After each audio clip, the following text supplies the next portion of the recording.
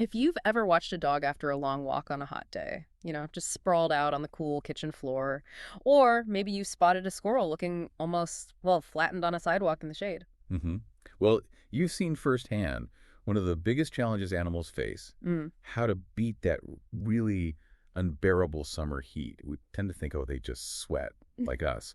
But it's so much more complicated than that. Oh, absolutely. Nature's come up with this incredible, sometimes kind of weird set of tools for staying cool.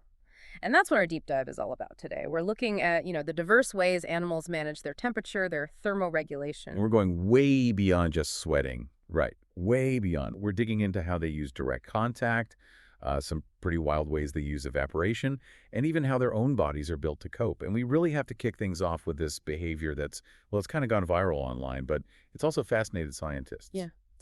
Splooting. Splooting. Okay, let's define that first. Yeah. It's got other names too, right? Like frogging. Yeah, frogging, pancaking. Basically, it's that pose where an animal lies flat on its belly and stretches its hind legs straight out behind it. Think of a frog's legs, kind of. Right, I can picture it. And the amazing thing is, it looks so relaxed, maybe even a little goofy on a pet dog or cat. Exactly. But it's not just some cute domestic thing. It's actually a really vital survival strategy. We see it across a huge range of mammals, dogs, cats, sure, but also squirrels, marmots, even bears. Bears. Wow, okay, so what's the actual science? How does lying like that help them cool down? It's all about heat exchange, really. Direct contact. See, an animal's belly often has less fur or insulation than, say, its back. Ah, makes sense. So it's a prime spot for heat to escape. When they sploot, they're basically maximizing the surface area of that warm belly against a cooler surface, like the Right. ground. And the ground itself is cooler than the air, even on a hot day. Yeah, significantly cooler sometimes. Soil, pavement, even tile floors, they hold moisture and have mass, so they don't heat up as fast as the air. We're talking, data shows surfaces can be up to 5 degrees Celsius colder than the air, just, a few inches above. 5 degrees. That's quite a difference if you're trying to cool off. It really is. So by pressing their belly onto that cooler surface, they're literally just dumping heat directly out of their core. Physics in action. That's why, you sometimes see dogs digging a shallow hole before lying down. Oh, yeah. I always wondered about that. They're not burying a bone. They're trying to get down to that slightly deeper, cooler earth. It's pure instinct, driven by the need to cool down. Okay, that makes total sense for dogs or squirrels. But you mentioned wild animals too, Yeah. like Tasmanian devils. They seem way too feisty to just sprawl out. You'd think so, wouldn't you? But yeah, even Tasmania's largest predator takes breaks to sploot. They just stop, flatten out, and cool off. It's amazing. And prairie dogs, I guess they're closer to the ground anyway. Right, and they're famous for pancaking, as they call it. Lying flat lets the earth absorb their heat while they can still keep an eye out for danger. But, like I said, it goes way up the food chain. Seeing bears do it. That's still blowing my mind a bit. A huge grizzly bear just splooting. Yep. On unusually warm days, they'll find a cool spot and adopt the exact same pose. It really shows how universal this simple cooling mechanism is. Connects your house cat to, well, a giant carnivore. Is there anything else to it? Besides just cooling down, does the pose itself do anything? Well, researchers think so, yeah. It's believed that splooting also gives them a pretty good stretch, for their back, their hips, hamstrings. It probably helps relax the muscles. Ah, so it's like a bit of animal self-care too. Cool down and stretch out. Kinda, yeah. De-stress while you deheat. Now, obviously, anatomy plays a role. Right, I was thinking it must be easier for animals with shorter legs, like squirrels or corgis maybe. Definitely. They can get that full belly contact much more easily. Longer-legged animals, think giraffes or maybe maned wolves, they can't really achieve that perfect sploot. So what do? Just suffer. No. They still seek out cool surfaces to lie on, but they might rely more on other strategies. Things like finding deep shade earlier, or maybe features like big ears, which we can talk about later. Their body shape just means splooting isn't their go-to method. Okay. And quickly, before we move on, there was an important note for pet owners in our sources, wasn't there, about watching out for too much splooting. Yes, really crucial point. While it's usually totally normal, especially when it's hot, if you suddenly notice your dog or cat splooting way more often, or maybe repetitively, it could sometimes be a subtle sign. A sign of what? Potentially joint pain or hip discomfort, like arthritis. They might be trying to stretch or position themselves to alleviate pain. Yeah. So if you see a sudden marked increase, it's definitely worth mentioning to your vet, just something to keep an eye on. Good advice. Okay, so that's passive cooling using the ground. Where do we go next? Let's shift gears to theme 2. Active strategies that involve liquids. This is where evaporation comes in, but in some really inventive ways. We all know about sweating, right? Yeah. Humans, horses, primates. We have special glands releasing liquid onto the skin, and when that liquid evaporates, it takes heat with it. Simple cooling. Exactly. But nature loves variety. Lots of animals don't have those efficient sweat glands all over their bodies, so they need, well, workarounds. Like kangaroos, I read they do something different. They do. Kangaroos don't really sweat like we do, so when they get hot, they basically lick their arms, and sometimes their chests and faces too. They lick themselves to cool down? Yep, it's called saliva spreading. Yeah. They cover their forearms, where there are lots of blood vessels near the surface, with saliva.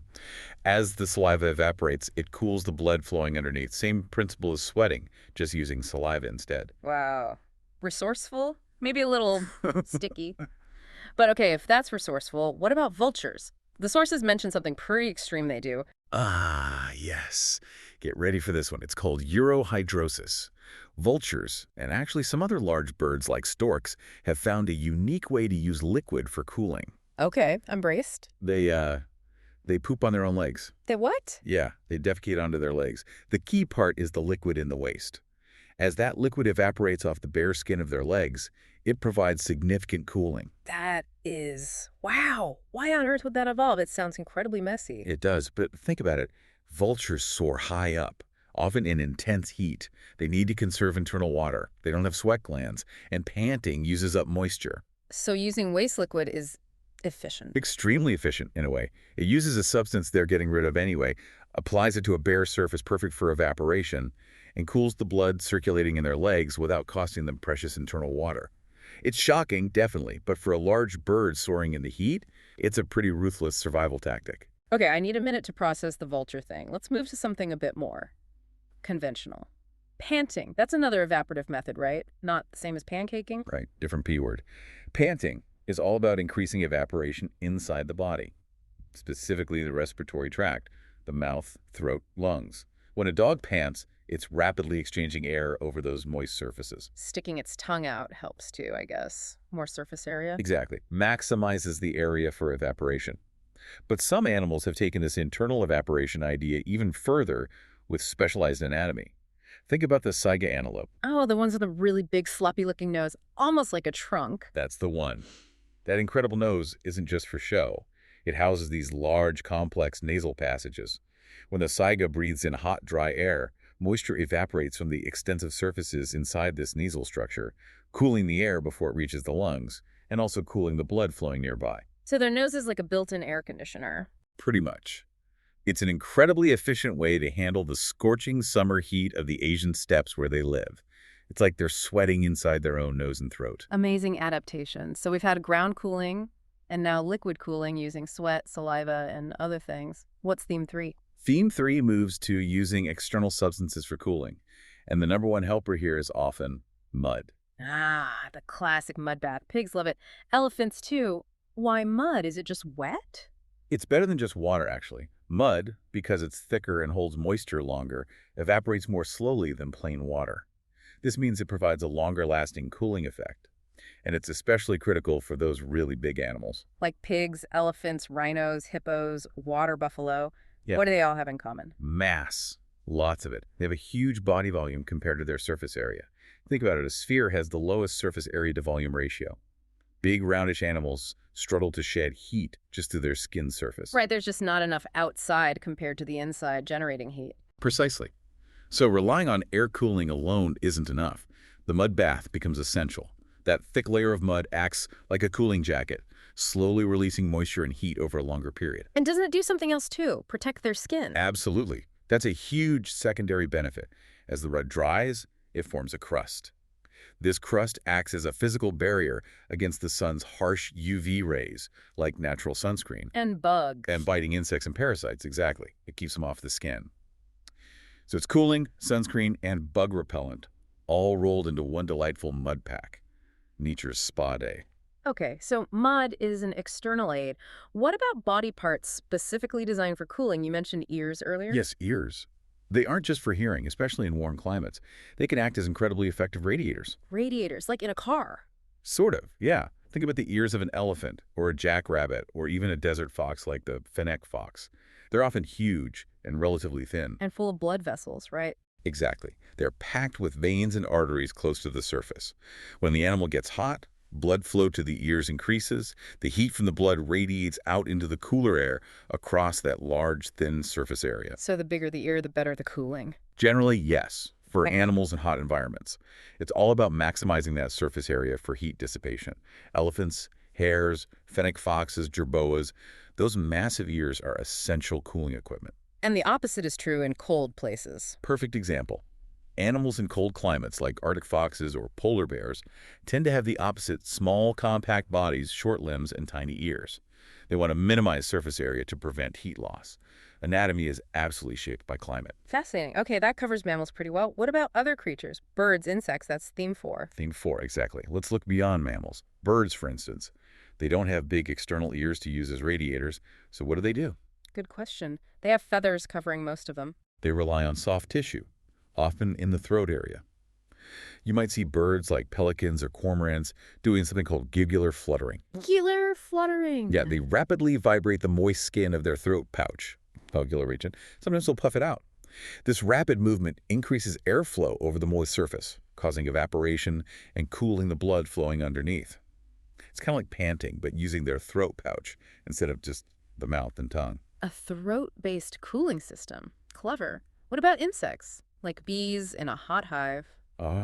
Eusocial cooling. That's where the group works together. A beehive can get dangerously hot, enough to melt the wax combs and harm the larvae. So how do they stop that? They don't have individual air conditioners. They become the air conditioners. Worker bees perform a behavior called bearding. When the hive overheats, a whole group of workers will exit the hive and cluster near the entrance, looking like a beard hanging there. Okay. But how does clustering outside help cool the inside? While they're clustered, they are furiously fanning their wings. We're talking about 200 beats per second. This coordinated fanning creates a significant airflow, drawing cooler air into the hive and pushing hot air out. They're literally generating a breeze to manage the colony's temperature. It's collective climate control. Incredible teamwork. Okay, finally, let's go to the absolute extreme. The desert. How do animals survive there? Avoidance must be key. Avoidance is huge, yes. Many desert animals are nocturnal or crepuscular, active only at dawn and dusk. Some, like the thorny devil lizard in Australia, have specialized skin. It has these tiny channels that collect any available moisture, even morning dew, and funnel it towards their mouth. Then they retreat into burrows during the hottest part of the day. Smart. But what about animals active in the heat? The sources mentioned the Saharan silver ant. That one sounded amazing. Oh, it truly is a marvel of adaptation. These ants live in one of the hottest terrestrial environments on Earth. The sand surface can hit 50 degrees Celsius, that's 122 Fahrenheit.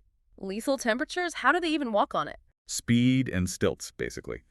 They have proportionally longer legs than many other ants, which keeps their bodies a bit higher off the scorching sand, and they move. They are incredibly fast. How fast are we talking? They can sprint at about 0.8 meters per second.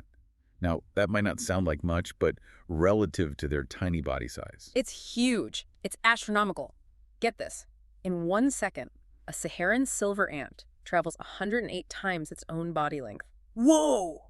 What's the human equivalent of that? If a human could do that, you'd be running at roughly 700 kilometers per hour. 700. That's almost airplane speed. Pretty much. That speed is crucial. It minimizes the time their feet are in contact with the burning sand, reducing heat absorption. Yeah. But that's not their only trick. There's more. Their name gives it away. Silver ant. They are covered in these unique, triangular-shaped silvery hairs. And these hairs aren't just for looks. Not at all. They're incredibly effective reflectors. They reflect a significant portion of the incoming solar radiation, especially in the near-infrared spectrum where a lot of the sun's heat energy is. They basically wear a heat-reflecting mirror coat. And these hairs also help them radiate their own body heat away more effectively. So long legs for speed and distance from the sand, plus a reflective heat-dissipating coat. That's an incredible combination. It's a masterclass in surviving extreme heat through specialized anatomy and behavior. Okay, so pulling all this together, from splooting squirrels to pooping vultures to these supersonic ants, what's the big takeaway? The big takeaway is just the sheer ingenuity of evolution. Nature has equipped animals with this amazing, diverse toolbox for dealing with heat. We've seen passive cooling by contact, like splooting. We've seen active cooling using evaporation, sweat, saliva, even waste. And specialized body parts acting like radiators, like ears. Right. And then these incredible behavioral adaptations like mud bathing or the sheer speed and reflectivity of the silver ant, it's just a stunning array of solutions to the fundamental problem of staying cool enough to survive. And thinking about the world today, with climates changing and temperatures rising, these strategies aren't just interesting facts, are they? They're becoming more critical than ever. Exactly. Understanding how animals have already adapted to heat extremes gives us insight into the challenges they face now and how crucial these evolved mechanisms are for their future survival in a warming world. It really puts things in perspective. It does, and it leaves us with a fascinating thought, maybe something for you to ponder. If you look at something like the Saharan silver ant using specialized structures like those hairs and incredible speed, requiring almost no water, what completely new kinds of cooling strategies might evolution come up with next? As the pressure mounts, could we see animals developing internal heat sinks? Or maybe entirely novel ways to reflect heat? Or even deeper forms of dormancy? What's the next frontier in beating the heat?